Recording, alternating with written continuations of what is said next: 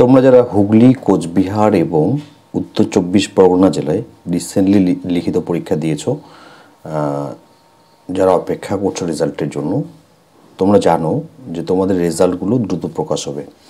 কিভাবে সেটা আমি বলছি। দেখো, কয়েকদিন আগেই তোমাদের সঙ্গে আমি শেয়ার করেছিলাম বর্তমান নিউজ পেপার থেকে নেওয়া একটি নিউজ, যেটা হচ্ছে হুগলি জেলা সম্পর্কিত ছিল। তো সেখানে আমি সমস্ত বিষয়গুলো তোমাদের সাথে আলোচনা করেছি যে কি কি বিষয় নিউজে এসছে। এবার সেখানে উল্লেখ করা ছিল যে ডিসেম্বর মাসের দিকে ইন্টারভিউ যেন নেওয়া যায় একদম প্রথমের দিকে, সে বিষয়ে প্রস্তুতি চলছে। ঠিক আছে, তো একদম প্রথমের দিকে ইন্টারভিউ যদি বলতে হয়, তাহলে সেই হিসেবে নভেম্বর মাসের মধ্যেই রেজাল্টটা প্রকাশ হওয়ার কথা ছিল বা উচিত ছিল, কিন্তু সেটা নভেম্বর মাসে প্রকাশিত হয়নি। কিন্তু যিনি এই মন্তব্যটি করেছিলেন তিনি ছিলেন আরামবাগের এসডিও। তো এরকম একজন ব্যক্তিত্ব নিঃসন্দেহে কোনো এমনি এমনি কোনো কথা বলবেন না। তিনি যখন সেটা বলেছেন, নিশ্চয়ই তার একটা ভ্যালিড গ্রাউন্ড রয়েছে। হতে পারে প্রশাসনিক কারণে সেই ইন্টারভিউ বা রেজাল্ট সেটা হয়তো একটু পিছিয়ে যাচ্ছে, কিন্তু আলটিমেটলি তোমরা ভীষণ দ্রুত হুগলি জেলার রেজাল্ট প্রকাশ হবে। তোমরা যারা ইন্টারভিউয়ের জন্য প্রস্তুতি নিচ্ছ তাদের জন্য আমি এটা বলবো।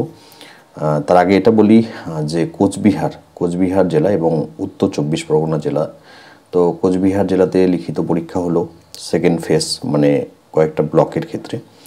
তো তোমরা জানো কোচবিহার জেলার লিখিত পরীক্ষা তোমাদেরটা হওয়ার আগে যে ফার্স্ট ফেজে যে সমস্ত জায়গাগুলোতে হয়েছিল, যেমন কোচবিহার মেইন 1, 2, তারপরে সিতাই, তারপরে হচ্ছে মেখলিগঞ্জ, হলদিবাড়ি, এই যে জায়গাগুলোতে যখন নিয়োগের চলছিল তখন তো নিশ্চয়ই খেয়াল করে দেখেছো, সেটা কিন্তু রেজাল্টটা এবং কি ইন্টারভিউ রেজাল্ট সব ভীষণ তাড়াতাড়ি করে হয়েছে। রেজাল্টটা একটু দেরি করে হয়েছে, লিখিত পরীক্ষার রেজাল্টটা একটু দেরি করে বেরিয়েছিল, কিন্তু তারপরে বাকি বিষয়গুলো সব খুব দ্রুত, ভীষণ দ্রুত সেগুলো হয়েছে। তো কোচবিহার জেলার রেজাল্টটা তোমরাও কিন্তু দ্রুত এক্সপেক্ট করতে পারো, কারণ এখনও কোচবিহার জেলার ইন্টারভিউ আরও এই লিখিত পরীক্ষা হয়তো আরও 2-1টি জায়গায় হবে। এবং আরও এটাও বলে রাখি যে কোচবিহার জেলার এই যে লিখিত পরীক্ষার রেজাল্ট যখন বেরোবে, রেজাল্ট বেরোনোর মোটামুটি 3 সপ্তাহ, রেজাল্ট বেরোনোর 3 সপ্তাহের মধ্যে সেখানে ইন্টারভিউ হবে। তো তোমরা কীভাবে প্রস্তুতি নেবে সেটাও আমি বলছি। এবার হচ্ছে উত্তর ২৪ পরগনা জেলা। তোমরা নিশ্চয়ই খুব ভালো করে অ্যাওয়ার যে ফার্স্ট ফেজ যখন হলো আর কি তোমাদের জেলার, এখন ইন্টারভিউ চলছে, আগামী 2 তারিখ থেকে আবার ইন্টারভিউ রয়েছে। যাদের ইন্টারভিউটা বাকি ছিল, কোনো কারণবশত হয়নি, ইলেকশনের কারণে হয়নি, তোমরা জানো। তো সেক্ষেত্রে যে বিষয়টা রয়েছে যে ফার্স্ট ফেজে যে নিয়োগটা সেটা কিন্তু ভীষণ দ্রুত হচ্ছে। ফার্স্ট ফেজের একদম ফর্ম ফিল আপ, লিখিত পরীক্ষা হওয়া এবং লিখিত পরীক্ষা হওয়ার 1 মাসের মধ্যে, তা খুব সম্ভবত তারও আগে, 25 তারিখে 25শে অগস্ট লিখিত পরীক্ষা হয়েছিল ফার্স্ট ফেজের, আর রেজাল্ট দিয়েছে সেপ্টেম্বর মাসের 22-23 তারিখে, 1 মাসের মতো সময় লেগেছিল। তোমরা পরীক্ষা দিয়েছো 29শে সেপ্টেম্বর, কিন্তু মাঝখানে কি ছিল? মাঝখানে ছিল এই পুজো ছিল আর ইলেকশন ছিল। তো এই বড় দুটো কারণ, যে কারণে তোমাদের রেজাল্টটা একটু বিলম্বিত হচ্ছে। তবে তোমরাও রেজাল্টটা ডিসেম্বরে এক্সপেক্ট করতে পারো। এবং এই যে 3টে জেলা রয়েছে, হুগলি, কোচবিহার এবং হচ্ছে উত্তর ২৪ পরগনা, এই যে 3টে জেলা রয়েছে, তোমরা কীভাবে ইন্টারভিউ প্রস্তুতি নেবে? দেখো, ইন্টারভিউ সংক্রান্ত অনেক তথ্য অনেকগুলো ইউটিউব চ্যানেলে তোমরা পেয়ে যাবে। তবে আমি এটুকু জোর দিয়ে বলতে পারি যে আমার চ্যানেলে তোমরা ইন্টারভিউ সংক্রান্ত সবচেয়ে বেশি ভিডিও পাবে। ঠিক আছে, আমি প্রচুর ভিডিও করেছি, প্রায় অ্যাডভান্স বেঙ্গল ইউটিউব চ্যানেলটা যারা দেখছো, সেখানে প্রায় 500-500-এর কাছাকাছি এই ভিডিও রয়েছে ইন্টারভিউ সংক্রান্ত। সেগুলো কতগুলো লাইভ ভিডিও রয়েছে, কতগুলো ভিডিও রয়েছে। তো সেগুলো তোমরা যদি দেখো, তাহলে আমি বলবো যে আর কোনো কিছু দরকার হয় না ইন্টারভিউ প্রস্তুতির জন্য। এবার তোমরা মনে করলে অন্য ইউটিউব চ্যানেল থেকেও প্রস্তুতি নিতে পারো, সেটা তো সম্পূর্ণ তোমাদের স্বাধীনতা। আচ্ছা, আর যেটা হতে পারে যে তোমরা যদি মনে করো নোটস প্রয়োজন রয়েছে, যাদের লিখিত পরীক্ষার স্কোর, যারা একদম নিশ্চিত যে 60+ পাচ্ছ, যারা লিখিত পরীক্ষায় একদম নিশ্চিত, কারণ দেখো রচনায় কত পাবে সেটা তোমরা যদি মানে কনফার্ম নাও হতে পারো, তাহলে কমপক্ষে তোমরা তো এটুকু জানো যে শর্ট কোশ্চেনে তোমরা কত পাচ্ছ। এমসিকিউ ছিল, কোনো নেগেটিভ মার্কিং নেই, তো তোমরা সেটা তো জানো যে শর্ট কোশ্চেনে কত পাচ্ছ। তো শর্ট কোশ্চেনের নাম্বারটা প্লাস ম্যাথে কতটুকু পাচ্ছ, প্লাস এই যে রচনা, সেখানে তোমরা 8-10 পাবে যদি ভালো রচনা লেখো, 12-13 পেতে পারো, মাঝারি লিখলে 8-10 পেয়েই যাবে। তো সব মিলে যদি দেখো যে হ্যাঁ 60 মার্কস হয়ে যাচ্ছে, আউট অফ 90-90-র মধ্যে 60 হয়ে যাচ্ছে, তাহলে তোমরা চোখ বন্ধ করে ইন্টারভিউর জন্য প্রস্তুতি নাও, সে ওয়ার্কার পদ হোক আর হেল্পার পদ হোক। কারণ দেখবে যে এক একটি পোস্টের এগেনস্টে 4-5 জন করে পাস করবে, তো সেই জন্য ইন্টারভিউটাও খুব গুরুত্বপূর্ণ এবং সেটা চাকরি পাওয়ার শেষতম ধাপ। এবং ইন্টারভিউয়ের যে সিলেবাস যদি বলি সিলেবাস, তাহলে দেখো আইসিডিএসের এই লিখিত পরীক্ষার জন্য ওয়ার্কার বা হেল্পার লিখিত পরীক্ষার যে সিলেবাসটা রয়েছে, এটা কিন্তু এখন অনেকটা ইন্টারভিউর জন্য যে সমস্ত বিষয়গুলো পড়তে হয় বা হতো, সেগুলোকে এখন লিখিত পরীক্ষাতে ঢুকিয়ে দেওয়া হয়েছে। অর্থাৎ আইসিডিএস সম্পর্কে, টিকাকরণ সম্পর্কে, এগুলো কিন্তু লিখিত পরীক্ষার মতো চলে এসছে। তো এবং ইভেন এখন তো চলে এসছে কি, এখন চলে এসছে লিখিত পরীক্ষার মধ্যে যে রন্ধন প্রণালী, রান্নাবাড়ি করা, এই সমস্ত বিষয়গুলো, যাদের নতুন একদম রিসেন্ট বিজ্ঞপ্তি বেরিয়েছে এবং রিসেন্ট বিজ্ঞপ্তির উপরে পরীক্ষা হয়েছে, সেখানে কিন্তু এই ধরনের সিলেবাস ছিল। তো লিখিত পরীক্ষার কিছু কিছু বিষয় ইন্টারভিউর ক্ষেত্রেও প্রযোজ্য, সেম থাকবে। কিন্তু ইন্টারভিউয়ের জন্য কিছু পার্টিকুলার বিষয় রয়েছে যেগুলো তোমাদের অবশ্যই জানতে হবে।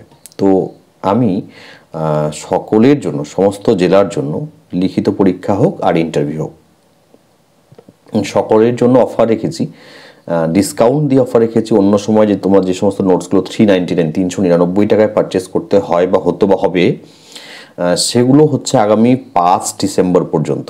আগামী 5 ডিসেম্বর পর্যন্ত সেগুলো তোমরা মাত্র 199 টাকায় পাবে, 199।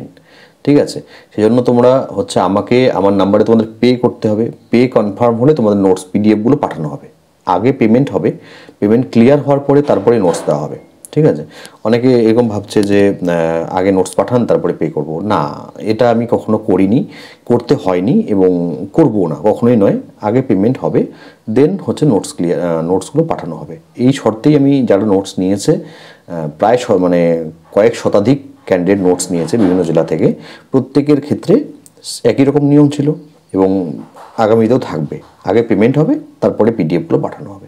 তো যদি মনে করো যে ইন্টারভিউয়ের শুধু নোটস নেবে, তাহলে সেটার জন্য যোগাযোগ করতে পারো। আর যখন রেজাল্ট বেরোবে, এই যে উত্তর 24 পরগনার যে লিখিত পরীক্ষাটা 29 তারিখে হয়েছে, বা কোচবিহার যে লিখিত পরীক্ষাটা রিসেন্টলি হলো, বা হুগলি যে লিখিত পরীক্ষা রিসেন্টলি হলো, এই প্রত্যেকটা জেলার যখন রেজাল্ট বেরোবে, তখন আমি ক্লাস করাবো, তখন আমি গুগল মিটে ক্লাস করাবো। সেই ক্লাসগুলো কীভাবে আমি করাই সেটা নিশ্চয়ই তোমরা ইউটিউবে দেখেছো।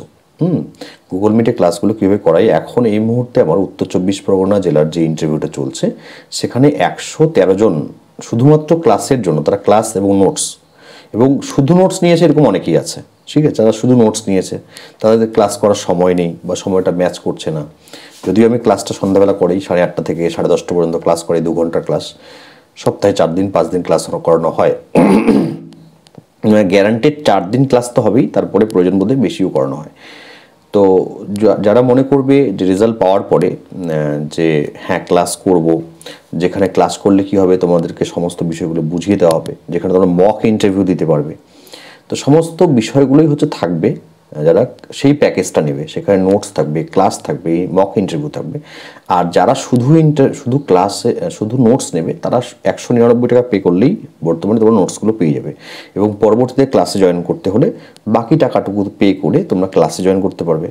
তো যদি মনে করো যে হ্যাঁ ভালো লিখিত পরীক্ষা হয়েছে, যে তুমি 60+ মার্কস এক্সপেক্ট করছো পাবেই, যদি এরকম কনফিডেন্স থাকে কারোর, আমি জানি অনেকের আছে, যদি কারোর থাকে এবং নোটস প্রয়োজন থাকে, যদি মনে করছো যে হ্যাঁ ইন্টারভিউ নোটসগুলো দেখার দরকার আছে, পড়ার দরকার আছে, ইন্টারভিউটা ভালো করে দেবো, চাকরিটার দরকার রয়েছে, তাহলে তোমরা আমাকে স্ক্রিনে দেওয়া নাম্বারে আমাকে হোয়াটসঅ্যাপ করবে। হোয়াটসঅ্যাপে শুধু মেসেজ হবে, কোনো কল কিন্তু আসবে না, শুধু মেসেজ করবে, হোয়াটসঅ্যাপ মেসেজ। সেখানে তারপরে তোমাকে পেমেন্ট ডিটেল দেওয়া হবে, সেখানে পে করে স্ক্রিনশট শেয়ার করলে তারপরে তোমরা হচ্ছে নোটসগুলো পাবে। ঠিক আছে। তো অনেকেই অনেকবার করে বলছিল, বিশেষ করে হুগলি জেলা থেকে ক্যান্ডিডেটরা এবং উত্তর 24 পরগনা জেলার সেকেন্ড ফেজের ক্যান্ডিডেটরা এবং কোচবিহারের ক্যান্ডিডেটরা যে কবে রেজাল্ট বেরোবে। তো তোমাদের কিন্তু আর বেশি সময় নেই, তোমরা বুঝতেই পারছো যে রেজাল্ট বেরোনো কিন্তু সময় হচ্ছে। এবং হুগলি তো খুব মানে বেরোচ্ছেই, এটার বিষয়ে কোনো সন্দেহ নেই যে ডিসেম্বরের একদম মানে খুব যদি দেরি হয় তাহলে 15 তারিখ, যদি সেটা 15 তারিখটা সানডে রয়েছে মোস্ট প্রবলি। তো এই যে 13 তারিখ, ঠিক আছে, তো মোটামুটি 13 তারিখের মধ্যে তোমরা ডিসেম্বরের 13 তারিখের মধ্যে হুগলি জেলায় এক্সপেক্ট করতে পারো। এবং সেক্ষেত্রে তোমাদের ইন্টারভিউটাও কিন্তু দ্রুত হবে, মানে যখনই তোমাদের লিখিত পরীক্ষার রেজাল্ট বেরোবে তখন দ্রুত কিন্তু ইন্টারভিউটা হবে। তো হয় তোমরা ভিডিওগুলো দেখো, ইন্টারভিউ সংক্রান্ত ভিডিওগুলো দেখো, অথবা নোটস পারচেস করো, অথবা অন্য চ্যানেলেও প্রচুর ভিডিও রয়েছে সেখানে দেখো। যেখানে যেভাবে হোক না কেন, মানে যাদের চাকরির দরকার আছে তারা সেভাবে প্রস্তুতি নাও, ঠিক আছে। তো অনেকের জিজ্ঞাসা ছিল, আজকে একসাথে প্রশ্ন উত্তর দেওয়ার চেষ্টা করলাম এবং কীভাবে ইন্টারভিউ প্রস্তুতি নেবে সেটাও বলার চেষ্টা করলাম তোমাদের সকলের জন্য, যারা ভালো পরীক্ষা দিয়েছো বা যারা পরীক্ষা দিয়েছো প্রত্যেকের জন্য শুভকামনা রইল যেন তোমরা লিখিত পরীক্ষায় পাশ করে যাও। তবে এটা মনে রাখবে যে লিখিত পরীক্ষা পাশ করার মানেই চাকরি পাওয়া নয়। লিখিত পরীক্ষায় পাশ করা প্রত্যেক 5 জনের মধ্যে 1 জন চাকরি পাবে, 4 জন বাদ যাবে, ঠিক আছে। লিখিত পরীক্ষায় পাশ করা প্রত্যেক 5 জনের মধ্যে 1 জন চাকরি পাবে, 4 জন বাদ যাবে। তো লড়াইটা কতটা টাফ, কতটা কঠিন তোমরা নিশ্চয়ই সেটা আন্দাজ করতে পারছো। তো সেই হিসেবে এখন থেকে তোমাদের প্রস্তুতি নিতে হবে। তোমরা কে কোন জেলা থেকে লিখিত পরীক্ষার রেজাল্টের জন্য অপেক্ষা করছো সেটা কমেন্ট সেকশনে কমেন্ট করে জানাবে। ধন্যবাদ।